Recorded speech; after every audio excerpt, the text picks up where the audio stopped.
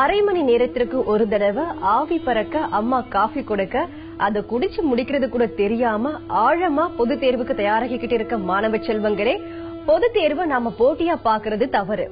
அத நம்ம புத்திய தீட்டிக்க நமக்கு கொடுக்கப்படும் ஒரு வாய்ப்பு தான். இந்த தேர்வுல முதலிடம் பிடிக்கிறவங்க மட்டும் வெற்றியாளர்கள் இல்ல, தேர்வுல வெற்றி பெற எல்லாருமே வெற்றியாளர்கள் தான்.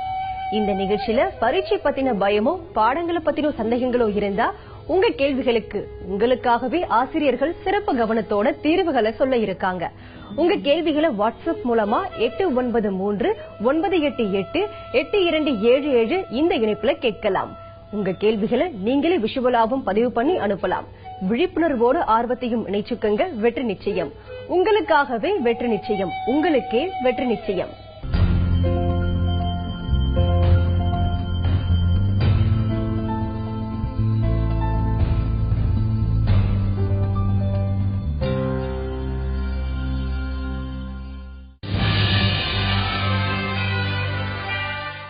தமிழ் ஃபர்ஸ்ட் பேப்பர்ல வந்து எப்படியெல்லாம் ப்ரெசென்ட் பண்ணா வந்து ஹையஸ்ட் ஸ்கோர் பண்ணலாம். இதுல வந்து 4 மார்க்கும் இருக்கு, 8 மார்க்கும் இருக்கு. 4 மார்க்ல வந்து செய்யுளுக்கும் உரைநடைக்கும் வந்து எதுக்கெல்லாம் இம்பார்ட்டன்ஸ் கொடுக்கலாம், அதே மாதிரி 8 மார்க்ஸ்க்கும் வந்து எதுக்கெல்லாம் இம்பார்ட்டன்ஸ் கொடுக்கலாம், திருக்குறள் வந்து அதுல இருந்தா எந்த லெசனுக்கு வந்து அதிகமா இம்பார்ட்டன்ஸ் கொடுக்கணும்.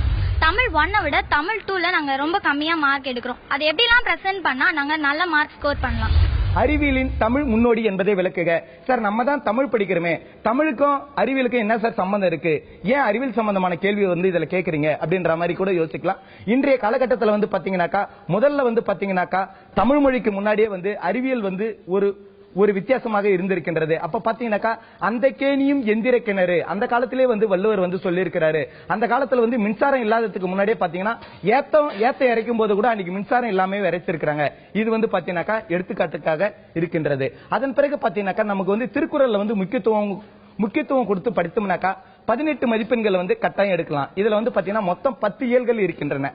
இந்த 10 இயல்கள்ல வந்து பாத்தீங்கன்னா திருக்குறளுக்கு மட்டும் நம்ம முக்கியத்துவம் கொடுத்தோம்னாக்கா மனப்பாடத்திற்கு வந்து 4 மதிப்பெண்களும், குருவினாக்கு வந்து 2 மதிப்பெண்களும், சிறுவினாவுக்கு வந்து 4 மதிப்பெண்களும், நெடுவினாவிற்கு வந்து 8 மதிப்பெண்களும் எழுதலாம். அப்படி எழுதணும்னாக்கா மொத்தம் வந்து நம்ம வந்து பாத்தீங்கன்னா 18 மதிப்பெண்களை எடுப்பதற்கு வந்து ஈஸியாக இருக்கலாம். இப்படி எல்லாம் நம்ம எழுதணும். அப்படி எழுதும்போது வந்து தமிழ்ல வந்து பிழை இல்லாமல் எழுதணும், எழுத்து பிழை இல்லாமல் எழுதணும், அடித்தல் திருத்தல் இல்லாமல் எழுதணும். இது எல்லாத்தையும் எழுதும்போது நம்மளுடைய முழு கவனமும், நம்மளுடைய முழு சிந்தனையும், நம்மளுடைய முழு ஆற்றலும் அந்த பேப்பர்ல தான் 3 மணி நேரம் நம்மளுடைய முழு சிந்தனை இருந்தால் மட்டும்தான் இதை வந்து சாதிக்க நம்மளால முடியும். அப்படி இருக்கும்போது இன்னொன்னு என்னன்னாக்கா தமிழ்ல பொறுத்த வரைக்கும் பாத்தீங்கன்னாக்கா இதுக்கு முன்னாடி வந்து அன்ரூல்டு பேப்பர்ல இருந்தது. இப்ப எழுதக்கூடிய எக்ஸாம் பாத்தீங்கன்னாக்கா ரூல்டு பேப்பர்ல கொடுக்கறாங்க. இது ஏன் அப்படின்னு பாத்தீங்கன்னா மாணவர்கள் வந்து தேர்வினை எழுதுகின்ற போது ஒரு லைன் விட்டுட்டு ஒரு கோடு விட்டுட்டு அந்த எழுதக்கூடிய பழக்கத்தை வந்து கண்டிப்பா தவிர்க்கணும். அது மாதிரி எழுத கூடாது. ஏன் அது மாதிரி எழுதக்கூடாதுன்னா நீங்க வந்து நிறைய பேஜஸ் எழுதிட்டா மார்க் கொடுத்துருவாங்க அப்படின்ற எண்ணம் வந்து கண்டிப்பா முற்றிலும் தவறானது. நீங்க எழுதக்கூடிய கருத்துக்கள் எதுவா இருந்தாலும் தெல்ல தெளிவாக அழகாக எழுதணும், அடித்தல் திருத்தல் இல்லாம பிழைகள் இல்லாம எழுதணும். அதன் பிறகு வந்து பாத்தீங்கன்னா புக்குக்கு இன்சைட்ல இருந்து 1 வேர்ட் வருது அப்படின்ற மாதிரி ஒரு சில கேள்விகள் வந்து மாணவர்கள் இடத்துல வருது. 1 வேர்ட்லாம் இப்ப பார்த்தோம்னா சார் இது வந்து புக்குக்கு பேக் சைட்ல இல்ல சார், இது வந்து இன்சைட்ல இருந்து வருது சார் அப்படின்ற மாதிரி இருக்குது. இப்ப வந்து பாத்தீங்கன்னா ஆசிரியர்கள் வந்து பாடத்தை நடத்தும் போதே சொல்லுவாங்க இது வந்து 1 மதிப்பெண் வினாவில வரும், இதனுடைய வினா வந்து இப்படி வரும், 2 மதிப்பெண்கள் வந்து இந்த கேள்வியை இப்படி கேட்கலாம், 5 மதிப்பெண்கள் வந்து இப்படி கேட்கலாம் அப்படின்ற மாதிரி. இப்ப உதாரணத்துக்கு வந்து பாத்தீங்கன்னா பொருள் இலக்கணம் டேஷ் டேஷ் என வகைப்படும் அப்படின்னு இருக்குது. அப்ப பாத்தீங்கன்னா பொருள் இலக்கணம் அகம் புறம் என வகைப்படும், வைகரையினுடைய நேரம் டேஷ் அப்படின்னு இருக்குது. அப்ப காலை 2 மணி முதல் மாலை 8 மணி வரை அப்படின்ற மாதிரி இருக்குது. அப்ப இது மாதிரியான செய்திகள்லாம் இருக்கும்போது பாத்தீங்கன்னா நம்ம வந்து புக்கை வந்து படிக்கும்போது தான் புத்தகத்துக்கு உள்ள இன்சைட்ல நம்ம படிக்கும்போது பென்சில்ல அண்டர்லைன் பண்ணிட்டு நம்ம படிச்சோம்னா இதை வந்து சேகரிச்சுக்கலாம். மனப்பாடத்தை வந்து நம்ம நல்லா படிச்சோம்னா மனப்பாடத்துக்கு மட்டும் நமக்கு வந்து 10 மதிப்பெண்கள் வந்து கிடைக்குது. இது போக இப்ப வந்து 2ஆம் தாள் வந்து எழுதணும். இப்ப மாணவர்கள் இடத்துல வந்து பாத்தீங்கன்னாக்கா முதல்ல வந்து சரியான விடையை தேர்ந்தெடுத்து எழுதுக, அதுக்கு வந்து மதிப்பெண்கள் எடுத்துறாங்க. கோடிட்ட இடத்தை வந்து மதிப்பெண்களை வந்து எடுத்துறாங்க. அதன் பிறகு வந்து பாத்தீங்கன்னாக்கா இலக்கணத்துல இருக்கக்கூடிய கேள்விகளை கேட்கறாங்க. இப்ப இலக்கணத்துல இருக்கக்கூடிய கேள்விகள் அப்படின்னு சொல்லிட்டு பாத்தீங்கன்னா அடிக்கடி வரக்கூடிய நம்மளுடைய வினாக்கள் பாத்தீங்கன்னா ஐகார குறுக்கம் என்றால் என்ன, எடுத்துக்காட்டு தருக. இலக்கணத்தை பொறுத்த வரைக்கும் கண்டிப்பா எடுத்துக்காட்டு இருந்தால் மட்டுமே முழு மதிப்பெண்கள் வந்து வழங்கப்படும். அந்த எடுத்துக்காட்டு கிடையாதுனாக்கா அதுக்கு வந்து மதிப்பெண்கள் வந்து வழங்குறது வந்து கொஞ்சம் கஷ்டமா தான் இருக்கும். எப்படி வந்து ஒரு மேக்ஸ் சம் போடுறோம்னாக்கா ஆன்சர் எடுத்து எழுதலாம், அதுக்கு எப்படி வந்து மார்க் குறையுதோ அது மாதிரி இலக்கணத்தை பொறுத்த வரைக்கும் நம்ம என்னதான் கதை எழுதினாலும் இலக்கணத்தை பொறுத்த வரைக்கும் கதை வந்து முக்கியம் இல்ல, நமக்கு வந்து எடுத்துக்காட்டு வந்து கட்டாயம் இருக்கணும். அப்ப வந்து பாத்தீங்கன்னா முதல்ல வந்து பாத்தீங்கன்னாக்கா இனம் குறித்தல் என்றால் என்ன, எடுத்துக்காட்டு தருக. வினா எத்தனை வகைப்படும், அவையாவை. அதுக்கு அடுத்து பாத்தீங்கன்னா அடுக்கு தொடர் என்றால் என்ன, எடுத்துக்காட்டு தருக அப்படின்ற மாதிரி வருது. அப்ப இந்த கேள்விகள்லாம் வந்து அடிக்கடியான வரக்கூடிய கேள்விகளா இருக்குது. இது போக அதுக்கு அடுத்தது வந்து பாத்தீங்கன்னா நமக்கு வந்து இதெல்லாம் வந்து பாத்தீங்கன்னா நமக்கு வந்து 9ஆம் வகுப்புல இருந்து நமக்கு வந்து பயிற்சிகளை வந்து கொடுக்குறாங்க. அப்ப வந்து பாத்தீங்கன்னா அழகிட்டு வாய்ப்பாடு சீர்பிரித்து எழுதுதல் அப்படின்னு சொல்லிடுது. இப்ப வந்து 1330 இருக்கக்கூடிய திருக்குறள்ல எந்த திருக்குறள் ஒன்னாலும் கொடுத்து நமக்கு வந்து இதை வந்து சீர்பிரித்து எழுதுக அப்படின்னு சொல்றாங்க. அப்படி சீர்பிரிக்கும் போதுன்னு சொல்லிட்டு பார்த்தோம்னாக்கா அது வந்து 7 சீரா பிரிச்சு இது வந்து நேர் நேர், நிறை நேர், நிறை நேர், நேர் நிறை அப்படின்னு சொல்லிட்டு கடைசியில வந்து 7வது சீர் வந்து எதை கொண்டு முடியுதோ கீழே வந்து நம்ம வந்து ஒரு பாயிண்ட் வச்சு இந்த வாய்ப்பாடு மலர் என்னும் வாய்ப்பாடை கொண்டு முடிந்துள்ளது, காசு என்னும் வாய்ப்பாட்டை கொண்டு முடிந்துள்ளது, இல்ல பிறப்பு என்றும் வாய்ப்பாட்டை கொண்டு முடிந்துள்ளது அப்படின்னு சொல்லிட்டு எடுத்து எழுதணும்னா இதுக்கெல்லாம் வந்து ஃபுல் மார்க் வந்து 5 மார்க் வந்து வழங்க சொல்றாங்க. அதன் பிறகு வந்து பாத்தீங்கன்னா இலக்கணத்தை பொறுத்த வரைக்கும் வஞ்சி புகழ்ச்சி அணி என்றால் என்ன, தற்குறிப்பேற்ற அணி என்றால் என்ன, இந்த கொஸ்டின் வந்து அடிக்கடி கேட்கறாங்க. அப்படி இல்லைன்னா பா வகைகள் அப்படி இல்ல வந்து ஒரு கொஸ்டின் போகுது, வெண்பாவினுடைய வகைகள் என்ன, ஆசிரியப்பாவினுடைய பொது இலக்கணம் என்ன அப்படின்ற மாதிரி போயிட்டு இருக்குது. இது எல்லாமே படிக்கலாம். இதுக்கு முன்னாடி வந்து பாத்தீங்கன்னா 11ல இருந்து 20 வரைக்கும் இருக்கக்கூடிய அந்த கொஸ்டின் வந்து ஏன் சார் எங்களுக்கு டஃப்பாவே இருக்குது. இப்ப பாத்தீங்கன்னா வல்லினம் மிகா இடங்களுள் ஒன்றை சான்று தந்து விளக்குக. இப்ப வல்லினா என்னன்னு முதல்ல நமக்கு தெரியணும். முதல்ல மெய்யெழுத்துக்கள்னா என்ன, மெய்யெழுத்துக்கள் வந்து மொத்தம் எத்தனை வகை, வல்லினம் என்ன, மெல்லினம் என்ன, இடையினம் என்ன. வல்லினம் என்னும்போது வந்து பாத்தீங்கன்னாக்கா இக்கு இச்சு இட்டு இத்து இப்பு இரு. இது வந்து மாணவர்கள் இடத்துல சொல்லும்போது முதல்ல வந்து புள்ளி வச்சு சொன்னா அவங்களுக்கு வந்து ஒரு கஷ்டமா இருக்கும். அதனால அவங்களுக்கு ஈஸியா வந்து கசட தபர அப்படின்னு சொன்னோம்னா அவங்களுக்கு வந்து புரியறதுக்கு வந்து ஈஸியா இருக்கும். கசட 3 பிரிச்சு சொன்னோம்னா ஈஸியா இருக்கும். அப்ப வந்து பாத்தீங்கன்னா வல்லினம் மிகா இடங்களுள், மிகா அந்த இடத்துல வந்து நல்லா நம்ம அண்டர்லைன் பண்ணணும். மிகா மிகும், மிகா அப்படின்னு இருக்குது. அப்ப பாத்தீங்கன்னா வாழை கூட்டல் மரம், வாழை மரம் அப்படி வந்துருச்சு. அதே அந்த இடத்துல வந்து வல்லினம் மிகும் இடங்கள், மிகும் அப்படின்னா கசட தபர வச்ச எழுத்துக்கள்ல எதனா ஒரு எழுத்துக்கள் வரணும். அப்ப வந்து பாத்தீங்கன்னா வாழை கூட்டல் பழம் அப்படின்னு சொன்னோம்னா வாழை பழம், அந்த இப்பு வருது, கசட தபர அப்ப அந்த இப்பு வருது. அதனால இது வந்து பாத்தீங்கன்னா வல்லினம் மிகும் இடங்கள் அப்படின்னு இருக்குது. அடுத்த சென்டென்ஸ் வந்து பாக்குறோம், ஒருமை பன்மை பிழைகளை நீக்கி எழுதுக. அவர் இப்போ ஸ்கூல்ல இருக்கும் போது நம்ம பள்ளியில இருக்கிறோம் அப்படின்னு சொல்லும் போது என்ன அவங்க அடிச்சுட்டாங்க அப்படின்ற மாதிரி நம்ம வந்து அவங்க அப்படின்ற மாதிரி சொல்றோம். ஆனா இது வந்து மாணவ பருவத்துல வந்து நம்ம வந்து எப்படி வந்து சொல்லணும் அப்படின்ற மாதிரி இருக்குது. ஒருமைப்பன்மை சிங்குலர் புளூரல்ல வந்து எப்படி சொல்லணும், அவர்கள் அப்படின்ற மாதிரி சொல்லணும். அதுக்கு அடுத்து வந்து பாத்தீங்கன்னா ஆங்கில சொற்கள் கலந்த எழுத்தை வந்துட்டு தமிழ்ல வந்து எழுதணும். இந்த சட்டை மிகவும் விலை உயர்ந்தது அப்படின்ற மாதிரி இருக்குது. இது வந்து தமிழ்ல நம்ம எழுதிடுறோம். இதே ஆங்கில தொடர்ல வந்து பாத்தீங்கன்னா இந்த சட்டை மிகவும் காஸ்ட்லியானது என்ற வார்த்தை வந்து பாத்தீங்கன்னாக்கா இது வந்து ஆங்கில தொடரா இருக்குது.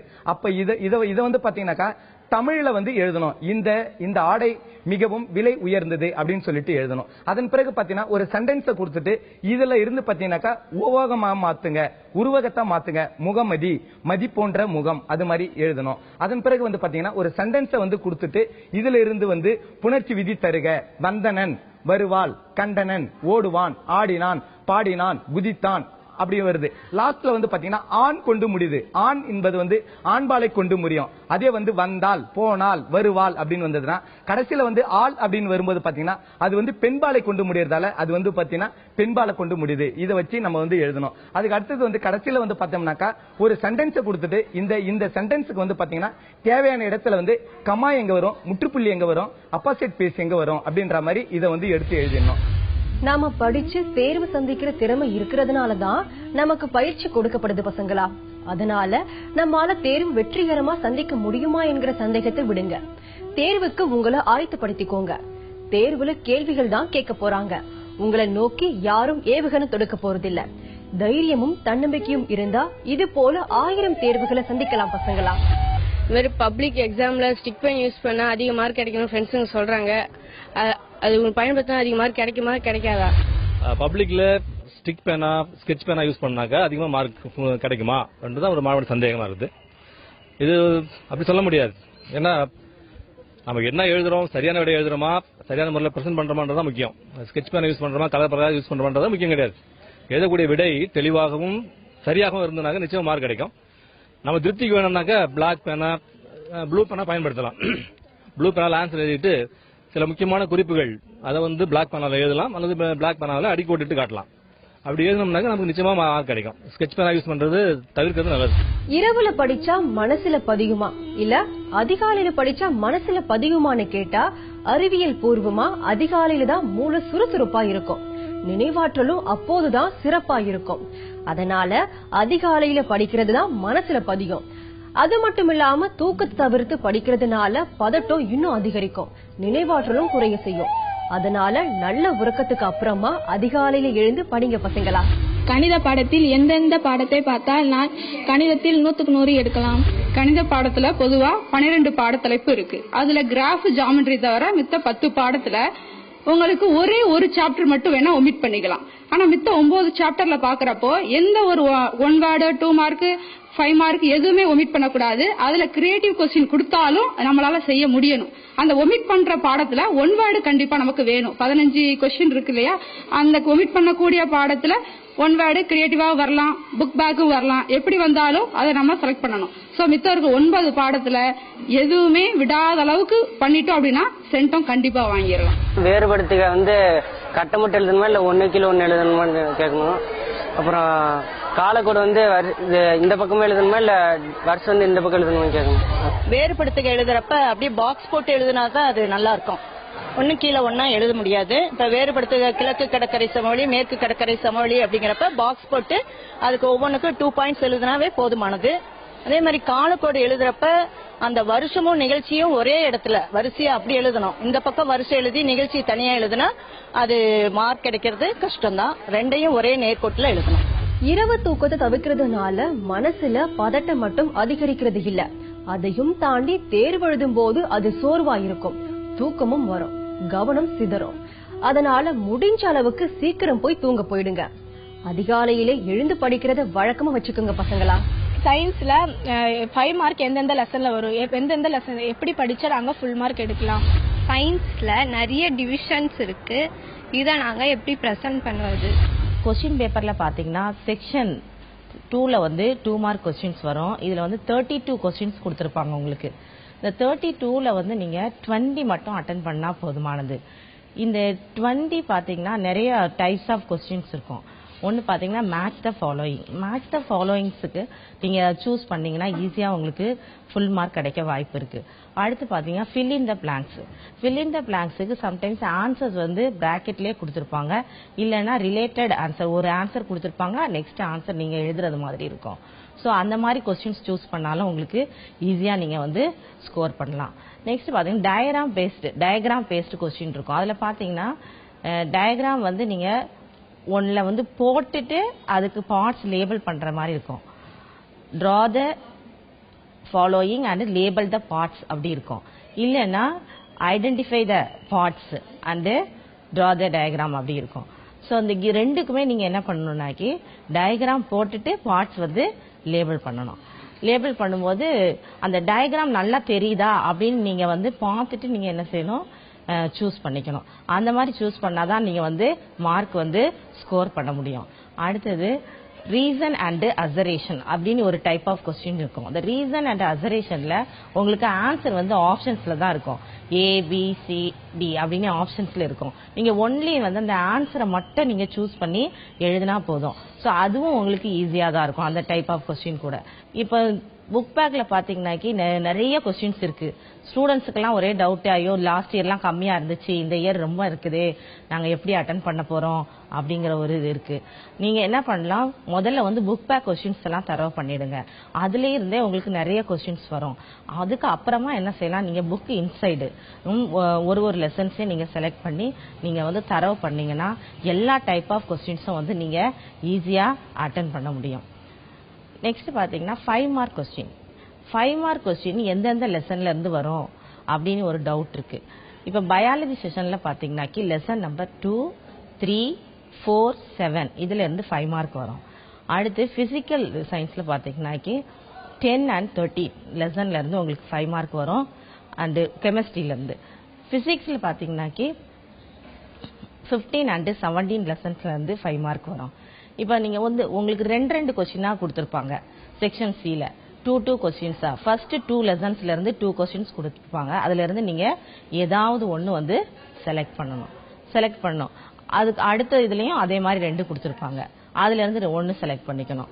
அடுத்த பார்ட் 3லயும் அதே மாதிரி 2 கொஸ்டின் கொடுத்துருப்பாங்க. பார்ட் 4லயும் 2 கொஸ்டின் கொடுத்துருப்பாங்க. அதுல நீங்க ஒன்னு செலக்ட் பண்ணி எழுதினா போதும். இந்த கொஸ்டின் செலக்ட் பண்ணும்போது பாத்தீங்கன்னாக்கி டயக்ராம் பேஸ்டு கொஸ்டின், பயாலஜில பாத்தீங்கன்னாக்கி டயக்ராம் பேஸ்ட் கொஸ்டின்ஸ் இருக்கும் உங்களுக்கு.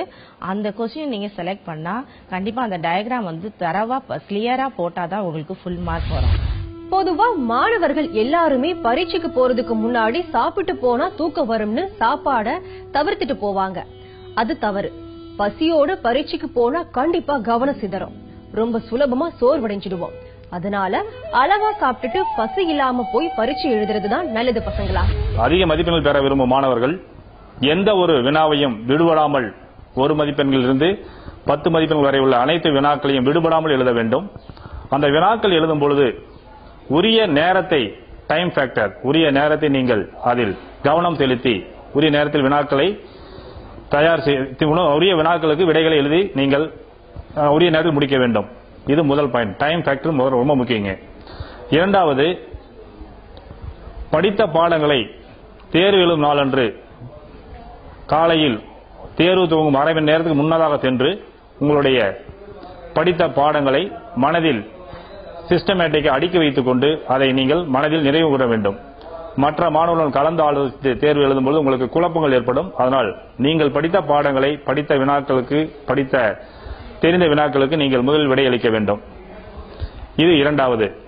மூன்றாவது, எழுதிய வினாக்களுக்கு, எழுதிய விடைகளுக்கு நீங்கள் மீண்டும் தேர்வு முடிந்த பிறகு அதை பற்றி நீங்கள் எல்லளவும் நீங்கள் யோசிக்க கூடாது. அடுத்த தேர்வுக்கு என்ன பாடம், என்ன வினாக்கள் நான் படிக்க வேண்டும் என்று நீங்கள் தயார் செய்து கொள்ள வேண்டும். போனது நீங்கள் தேர்வு எழுதி முடிந்ததை பற்றி நீங்கள் மீண்டும் அதை ஆலோசிக்க கூடாது. இதுபோன்று நீங்கள் பல்வேறு வகைகளில் சிந்தனை செய்து அதிக மதிப்பெண்கள் பெற உங்களுடைய முழு திறமைகளையும் பயன்படுத்த வேண்டும். தேர்வுகளுக்கு நீங்கள் நல்ல முறையில் செய்ய வேண்டும். உடல் சோர்வின்றி தேர்வு எழுத உடலை தயார் செய்து கொள்ள வேண்டும். உடல் ரீதியாகவும் மன ரீதியாகவும் உள்ள ரீதியாகவும் நீங்கள் தயார் செய்து கொண்டால்தான் அடுத்த 2.5 மணி நேரம் அல்லது 3 மணி நேரத்தில் உங்களுடைய முழு முயற்சியை, முழு திறனை வெளிக்கொணர முடியும். எனக்கு கொஸ்டின் பேப்பர்ல பார்ட் 1, பார்ட் 2, பார்ட் 3 அதுல 1 mark question, 2 mark question, 5 mark question இருக்கு.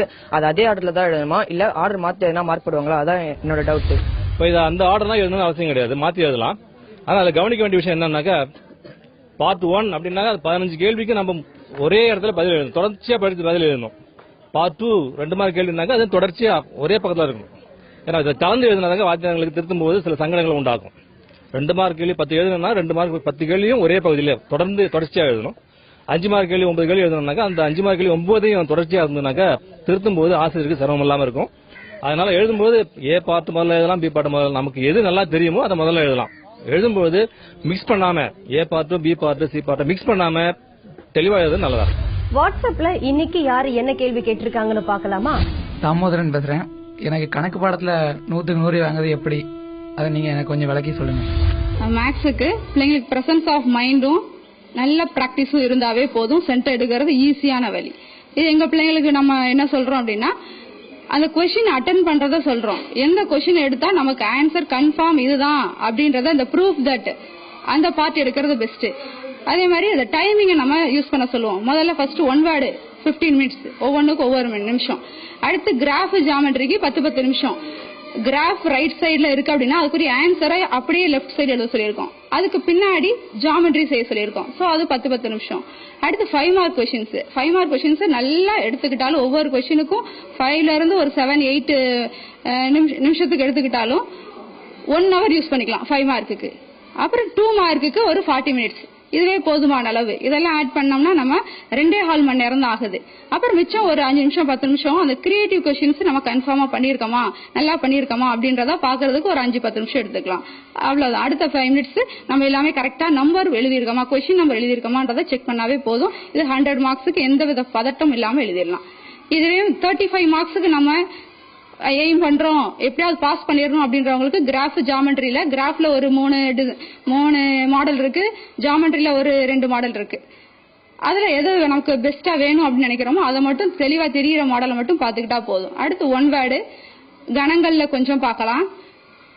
அணிகள்ல கொஞ்சம் பார்க்கலாம், வர்க்க மூலம் கொஞ்சம் பார்க்கலாம். இது 5 மார்க் உரியது. இதெல்லாம் பார்த்தாவே 35ல இருந்து 40 வந்து ஈஸியா எடுக்கலாம். பிடிச்ச பாடம் பிடிக்காத பாடம்னு நம்ம மனசுல நிச்சயம் பாகுபாடு இருக்கும். அதோட உள்ளர்த்தம் புரிஞ்ச பாடம் புரியாத பாடம். புரியாத பாடத்தை புறக்கணிச்சிடாம சந்தேகங்களை ஆசிரியர்கிட்ட கேட்டு தெளிவாக்கிக்கிட்டோம்னா அதுவும் நமக்கு புரிஞ்சு பிடிச்ச பாடமா மாறிடும். வெற்றி நிச்சயம். உங்களுக்காகவே வெற்றி நிச்சயம். உங்களுக்கே வெற்றி நிச்சயம்.